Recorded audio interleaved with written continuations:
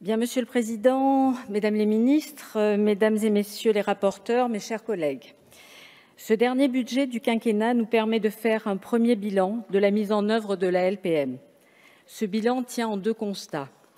D'abord, l'exécution est jusqu'ici conforme à la LPM, même s'il y a des réserves importantes. Ensuite, le plus dur reste à faire pour garantir le respect de la LPM jusqu'en 2025. Je commencerai donc par rappeler que les budgets de la Défense pour 2019, 2020 et sans doute 2021 ont suivi la trajectoire de la LPM. Le projet de budget pour 2022 respecte lui aussi la programmation. Sans revenir sur ce qui a été dit, les principaux enjeux d'avenir sont pris en compte. Des livraisons importantes sont prévues et l'effort sur l'entretien des équipements se poursuivra.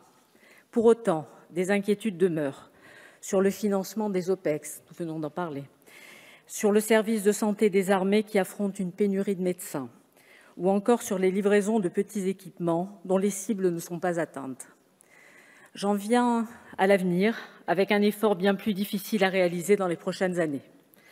Cette situation résulte de choix, assumés ou non, faits par le gouvernement. Le choix assumé, c'est de reporter l'essentiel de l'effort au prochain quinquennat. En effet, à partir de 2023, la hausse des crédits devrait être de 3 milliards d'euros par an. La marche sera donc 2 fois plus haute et rien ne garantit qu'elle sera franchie. Nous aurions préféré une augmentation progressive, mais nous n'avons pas été entendus.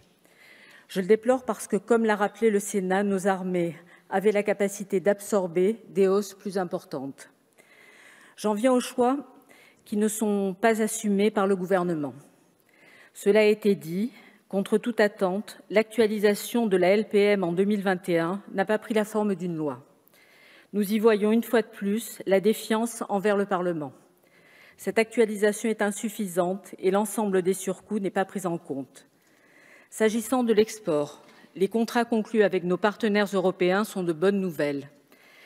Mais je rappelle que les équipements vendus seront prélevés sur nos contingents. En clair, nous allons déshabiller nos armées pour vendre des avions de chasse et des navires à la Croatie et à la Grèce. Nos frégates seront livrées avec des mois de retard. Nous aurons aussi moins de Rafales que prévu. Ces ruptures capacitaires sont inacceptables. Madame la ministre, vous avez parlé d'une nouvelle commande de Rafales pour compenser. Nous vous demandons de la confirmer sans délai, de nous donner un calendrier précis et de mettre tout en œuvre pour accélérer les livraisons. Nous ne pouvons plus demander à nos militaires de préparer des conflits de haute intensité avec des armes d'hier.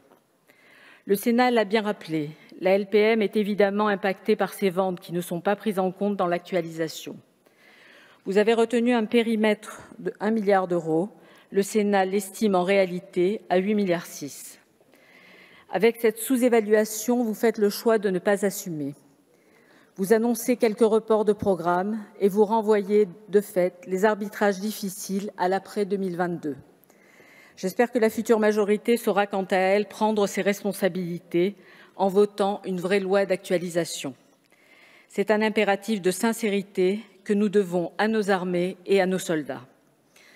Un mot enfin pour conclure. Je voudrais évoquer l'opération Corymbe à laquelle j'ai consacré une partie de mon avis budgétaire.